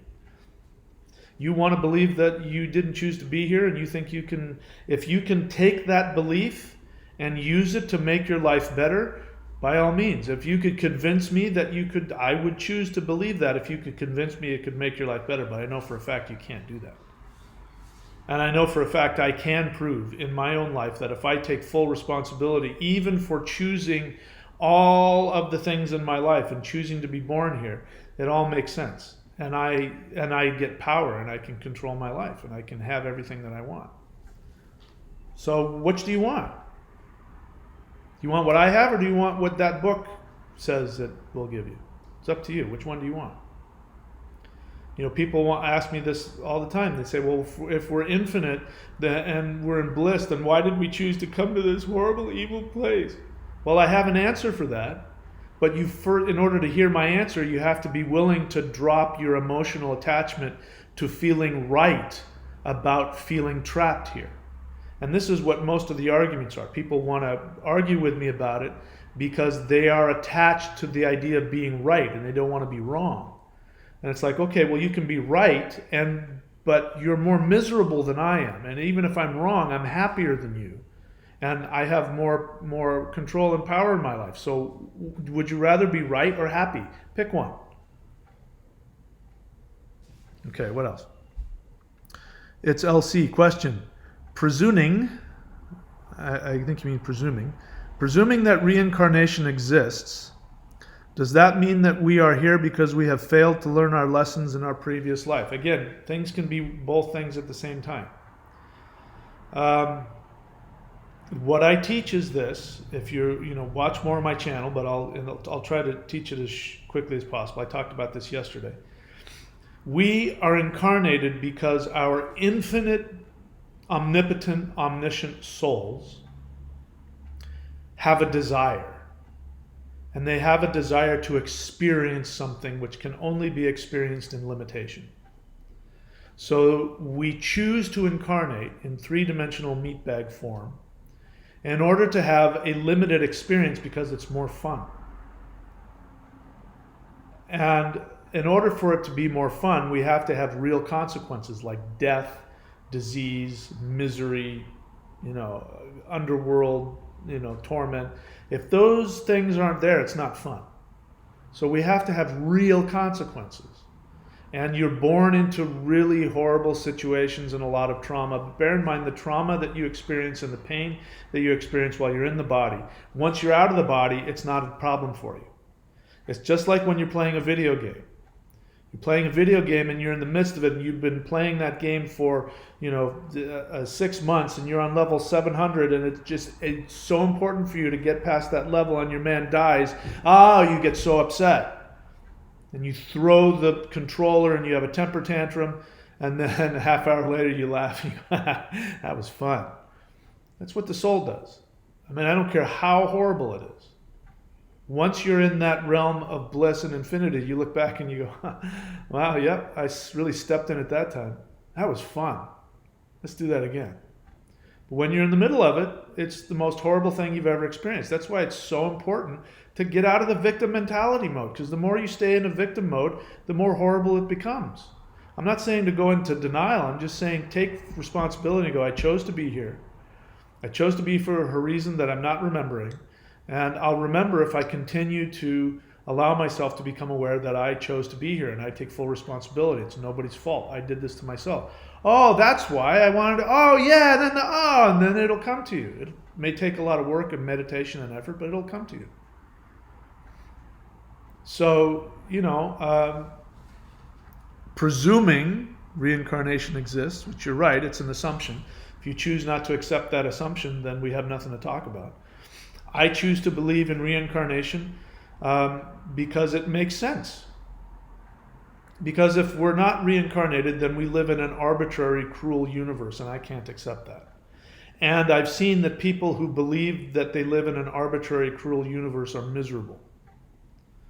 And people who choose to believe that they don't live in an arbitrary universe, that there is an energy in this universe that loves us more than anything else and wants nothing but our happiness and is available to guide us towards having that experience, those people end up being really successful. They end up picking themselves up. They end up keep going after things and achieving impossible things and having outrageous adventures. And I'm sure when they die, their soul goes, yeah, I beat that level.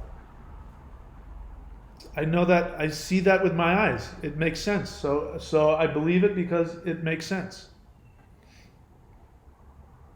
Believing that we're just forced here one time, that doesn't make any sense to me. Doesn't make any sense. Why would anything be designed like that? Doesn't make any sense. So it just means that people have to get over their own, childishness. And again, I'm not trying to minimize it. If you've gone through hellacious things as a kid, it's really painful. I'm not trying to take that away. But it still doesn't change the fact that if you choose to believe that you're a victim, that'll rule the rest of your life. Ask my brother. He grew up in the same house as me. He's homeless. No different than me. It's just he chose to look at life differently than I've chosen to look at life. So So you could say, yeah, you failed to learn your lesson, but what's assumed in that is that there's some other being above you going, you didn't learn your lesson, I'm going to punish you by sending you back so you'll learn your lesson this time. No, you do it. You go, I really wanted to learn that this time. Okay, I'm going to make it harder. I'm going to be born in a third world country with no legs, and then I'll be forced to take responsibility. I don't know how else to get myself to learn it. You did it. You chose to do it. And if you don't adopt that awareness, then you're guaranteed misery for your entire life. And if that's what you want, you're welcome to it. I don't want that. Let's see. Runaway train. No, always. Okay, so runaway train, it doesn't serve you to keep doubling down and explain yourself. Listen to what I'm telling you. The time that you took to tell me that, no, I actually am always, that is coming from your need to defend your ego. And you can't learn when you're defending your ego. If you really think I have something to teach you, listen to what I say and fight against the impulse to type on and try and defend yourself. It doesn't serve you. When I was with my teachers, I had to learn that. They were telling me things I thought I already knew, and I hear this all the time. And if I'm teaching a live class, and I'm correcting a student, they'll go, "No, you don't understand what I was doing, why I was doing it." I was like, "I don't care why you were doing it. You did it wrong. Do you want to learn how to do it right? Shut up and listen." I don't care. You can't learn when you're trying to defend your ego. So learn how to listen. If I get it wrong and I'm off, so what? There's something in what I'm saying that you can apply to yourself. Okay? It's called emptying your cup. What else? Nothing else. So if you're not asking questions, I'm going to sell you stuff. So now I'm going to share with you why these links are here today, especially this one, courses.thunderwizard.com, because of what I am about to tell you. No, that can stay there.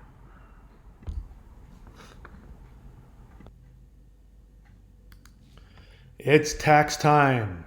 What that means for you is 50% special on all of my products and services that you get through this courses.thunderwizard.com link, except for books and DVDs, which are Amazon and the Patreon subscription. Everything else, I have reduced prices by sometimes 2/3. And that is because even though the Thunder Wizard is a very accomplished spiritual practitioner and teacher, he is an idiot when it comes to accounting. And so I have this huge tax bill that I have to pay, and I need money to pay it. So if you want to keep me off the streets, and if there's something that you've wanted that you've been either saving up for or waiting for a special, now is the time. You can clean up. So if you go to courses.thunderwizard.com, you're going to see all of my products and services. And on there, you're going to see a bunch of them will have a discount attached to them. Now, just because it doesn't say 50% discount on the link, don't let that stop you from going to the link and checking it out. I'm going to walk through all of the ones that I know of. So first off, we have the Becoming an Immortal video series. Now, this is something that I made a while ago because people were wanting to know about an esoteric Taoist spiritual practice called the Method of Holding the Three Ones, which allows you to become an immortal. Now, from the Taoist perspective, an immortal doesn't mean that you live forever in this body or that you achieve enlightenment. It means that you raise your energy vibration in your body and all the cells of your body to such a degree that you phase out of existence and you become a god. For them, that was one way that they could achieve enlightenment, because then you don't have to be reincarnated. You can remember who you are and what your past life was, and keep all of your memories, and you can become a god. That is the Becoming an Immortal series that you'll find on there.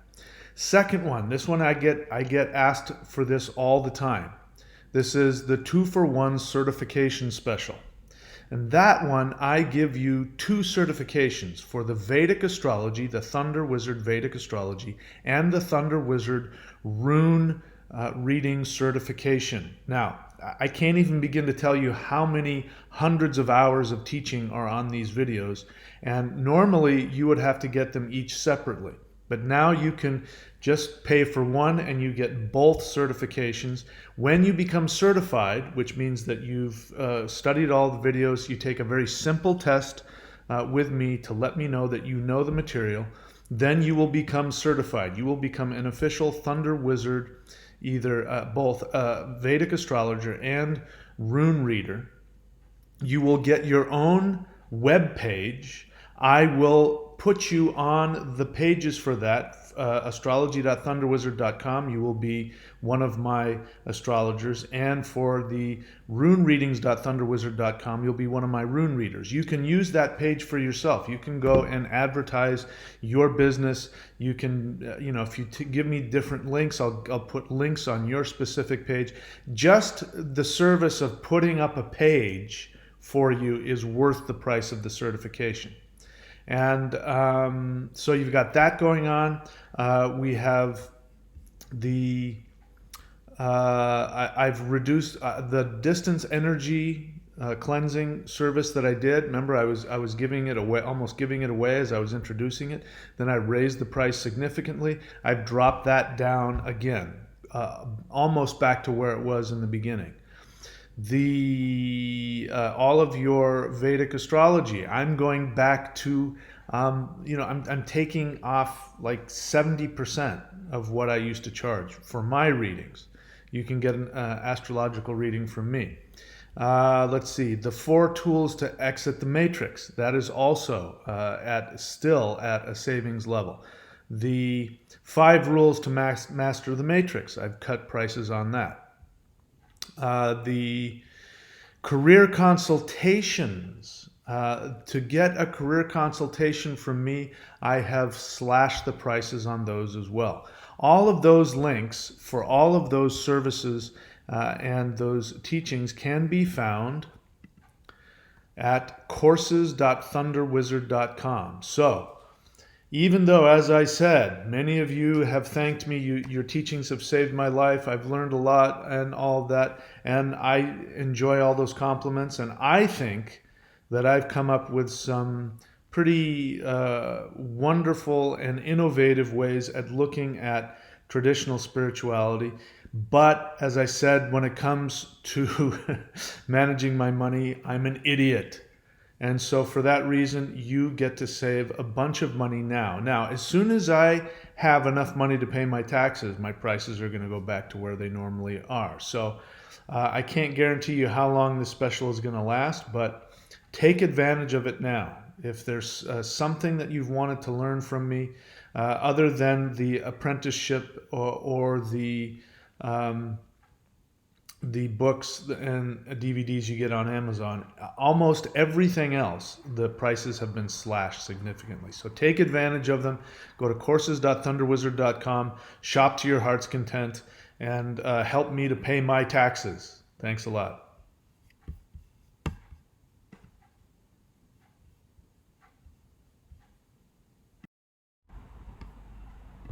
Alrighty, I'm back.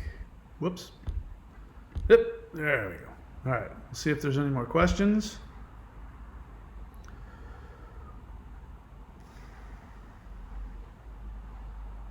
Nope, don't see any other questions. So, I've been on for a while, so we'll go ahead and call it a day for me, probably an evening where you are, if you're in the States. Immortal.thunderwizard.com. Let me talk a little bit about that again. I started talking about that in the beginning.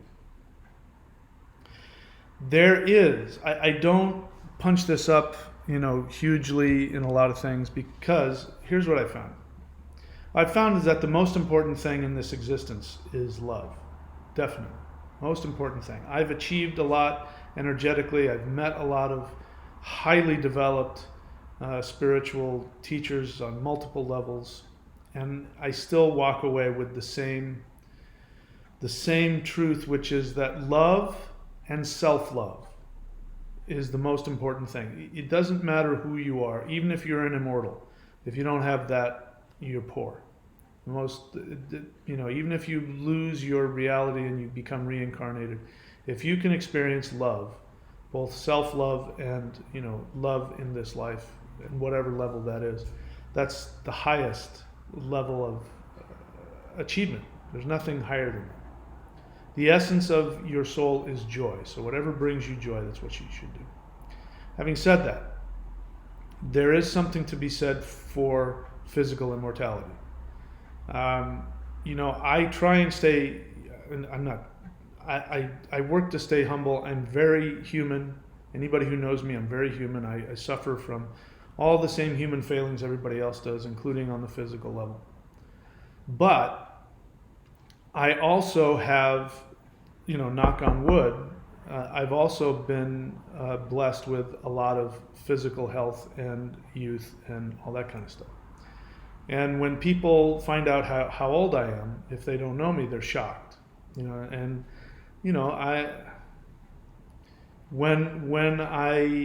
I'm dating, if I'm with, sometimes I'm lucky enough to spend time with women half my age, and until I tell them how old I am, they don't know. And especially in the realms where your ego might really want to feel youthful and empowered, I get nothing but very high scores.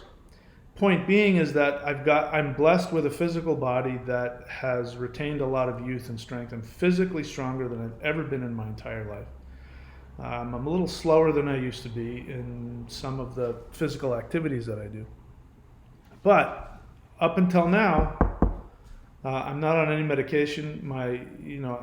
I'm healthier than the majority of people my age, and that is because of these two practices: spirittao.com, immortal.thunderwizard.com. If you're younger than me, then the time that you put into those practices will pay off for you. I spent many years doing those practices like full bore, but I spent 6.5 years celibate doing those practices. And I'm absolutely convinced that those 6.5 years when I was celibate and I was just doing that energy work and opening up the meridians and meditating to get deep into the cavities of my brain and stimulating the pineal and the pituitary and working with the 5 elements and all that kind of stuff, that brought my physical body up to a level that I wasn't aware of at the time, but I am still benefiting from all of that work. And, I'm just telling you how powerful it is. I haven't been, I don't do things like I don't party and I don't smoke and I sleep. I get plenty of sleep. I exercise for fun.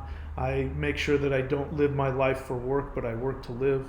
I do all that kind of stuff, and all that's really important. I do all the psychological things. I have, a therapist that I go to when I need to. I have friends. I have mentors that I'm constantly offloading my emotional craziness onto, so that I can find balance in my life.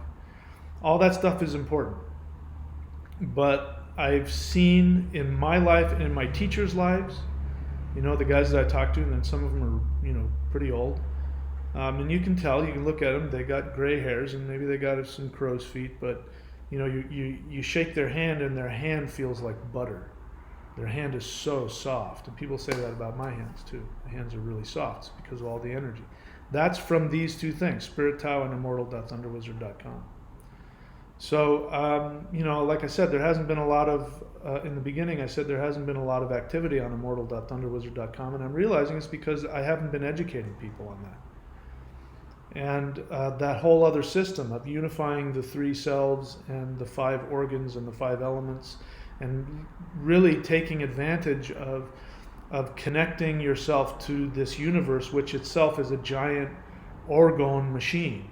And you can tap into this infinite amount of energy, and the more that you put that into your body, your cells will start to vibrate on a higher level. And I haven't gotten to that point, and I don't, at this stage in my life, maybe when I get older I will, but I don't plan on, spending my life in a cave meditating for, X hours a day so that I can achieve that godhood status like the Taoist masters used to do. But it doesn't mean that I haven't benefited and will continue to benefit significantly from these practices. So I offer them to you. And now, because you saw everything's cheap, now's the time to take advantage of everything on there. And I'm telling you, even the stuff on the free channel, the Huul breath, Huul breath. If you've never heard that, go type that. Do that every day. Do Thor's hammer every day.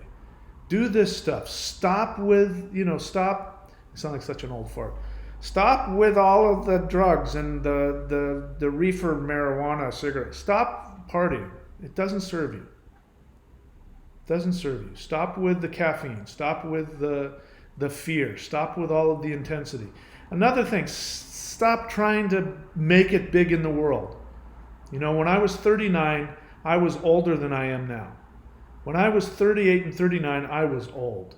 I was old because I had, been trying for, 10 or 15 years to make it big, in my chosen field at the time, which was in Hollywood.